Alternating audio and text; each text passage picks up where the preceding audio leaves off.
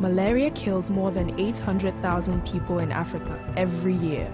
Just in Nigeria, as many as 300,000 malaria deaths a year, thousands of them children under the age of 5.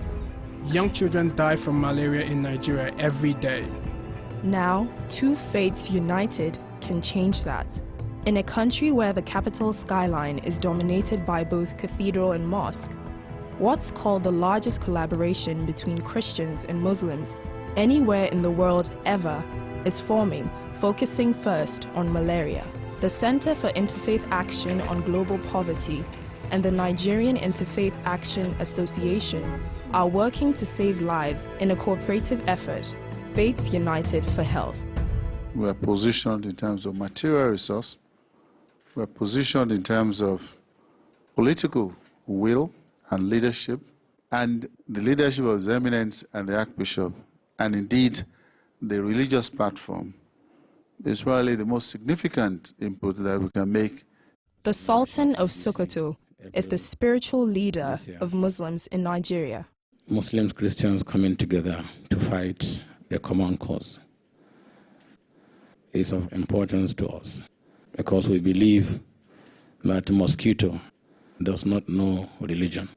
The Archbishop of Abuja is president of the country's Christian Association. That in Nigeria, Christians and Muslims are working very well together in this area. And we must deliver on this perception, which is a promise on our part, a deep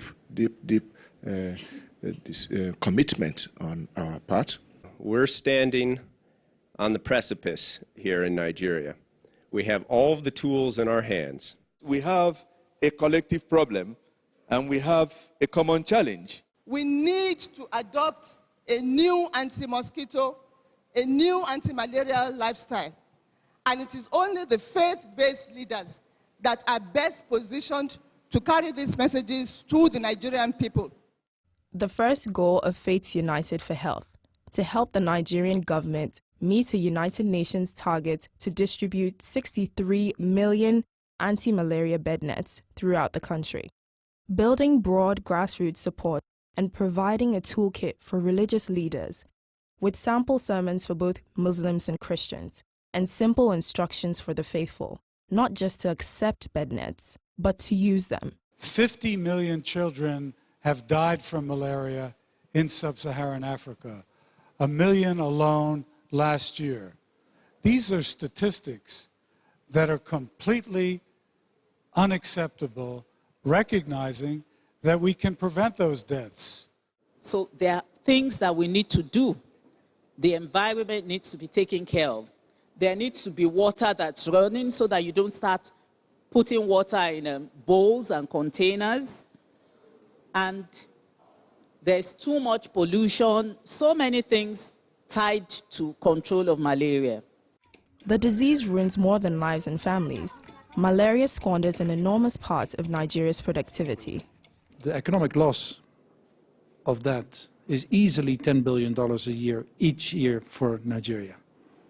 So it's not just a human cause, and that's obviously the more motivating factor also for me as a World Bank person, but it's also an economic cause. International and Nigerian leaders joined to launch the first wave of intervention at the Faiths United for Health Kickoff Conference in Abuja. We are here as people of faith, and we are united for health. As religious leaders, you have unique access and credibility with Nigerians nationwide. Every time you are in the pulpit, you say, there is nothing that is impossible with God. Using your influence, you can save lives. What more can be pleasing to Allah than you religious leaders saving the lives of people? Here we are asking you, in addition to saving souls, save their lives also. And this is a message I'm sure that you can do because you have the power. In my community, they say if you save the life of one person, it is like you have saved the life of humanity.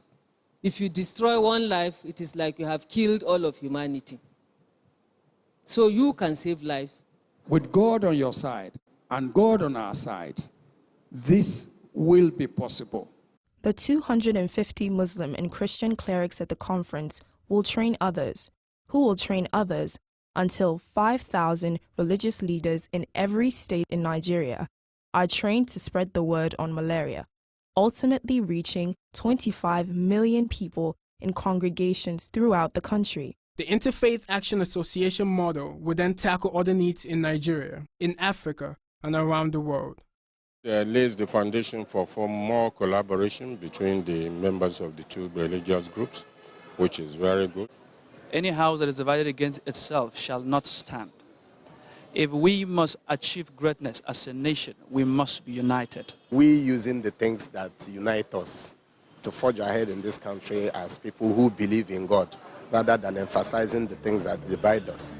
Unless we work together, malaria will remain the largest killer in Africa. By God's grace, inshallah, we shall meet our targets. Without interfaith efforts, malaria will remain the largest killer in Nigeria. There isn't anything else that kills as many people. There isn't anything else that causes so much suffering. With your help, the largest marshalling of forces ever to attack a single disease in a country will continue to gather speed, tackling malaria, then other critical needs.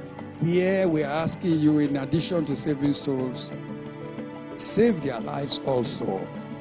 Christian leaders, that the whole world is watching this project. And Muslim leaders, because we believe that the mosquito does not know religion. If you save the life of one person, it is like you have saved the life of humanity. An army of kindness, no barriers separating people. We must be united. We're all one. we are all one. We are all one.